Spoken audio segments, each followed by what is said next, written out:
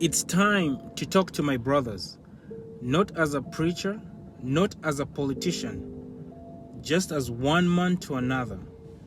A man who knows what it feels like to carry dreams that feel heavier than your wallet, to have people depending on you, even when you're running on empty yourself. A man who knows the sound of a child's cough when there's no money for medicine. A man who's looked his wife in the eye and said, "I'll figure it out," without a clue how. I see you. And more than that, I believe in you. So now, let me say something hard but necessary. If I never left Uganda, there are jobs I would never have considered, not because I wasn't capable, but because of my pride. I would never have washed cars. I would never have packed groceries. I would never have sold mandazi by the roadside. Not with my degree. Not with my family name. Are you crazy? But here's what I've learned. Pride doesn't feed children. Pride doesn't pay school fees. Pride doesn't build a future. Too many of our men are sitting at home, dressed sharp, smelling good, but going nowhere because the job they want doesn't exist, and the job they can get, it feels like an insult. But let me tell you this, there's no shame in work. There's only shame in abandoning your people because the work doesn't match your ego. You were never called to impress the village. You were called to provide for your household. You were called to show up. You know what they didn't teach us? That a man selling sugarcane in a wheelbarrow with integrity and consistency is more of a man than the one wearing a tie in an office he got through bribery. That the father who comes home dusty but present is doing better than the one who's never there, even if his shoes are shiny. So let's talk solutions, real African solutions and grounded solutions. You want to provide and keep your pride, right?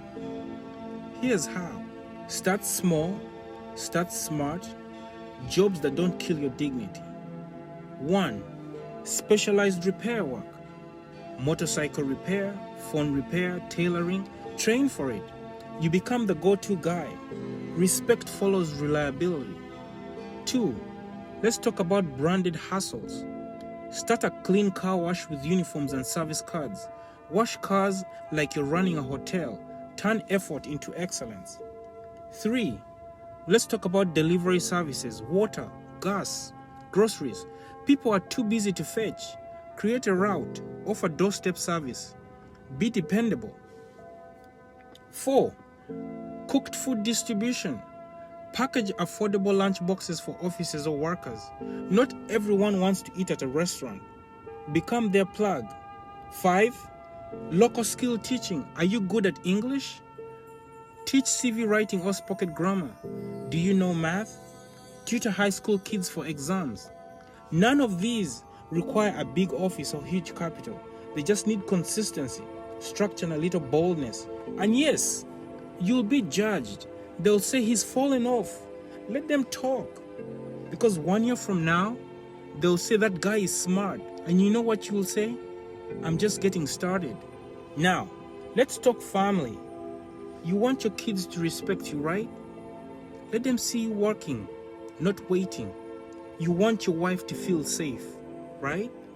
Let her hear your plans, not just your complaints. And brother, if you're not working, help someone who is. Clean, cook, carry, watch the kids. Support is also a form of manhood. Reframe it in your mind. You're not a failure because you started small. No, you're now the foundation. Because what your child sees is not the struggle. They see the sacrifice. All that plants a seed they'll never forget. So before I go, you were told that a real man must look like something. But looking like something and being something are not the same. Let's teach our boys to build value, not just status. Let's remind our men that a dirty shirt is better than an empty stomach. That a plan in motion beats a prayer with no feet.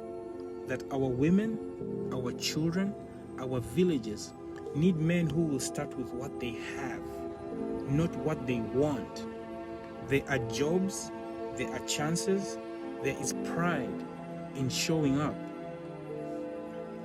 So get up, my brother, brush your shoes, open your store, pitch that tent, call that client, post that hustle, sharpen that blade, and ride that border.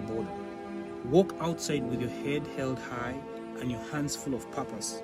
You are not too educated to work. You are too wise to wait. Let's move.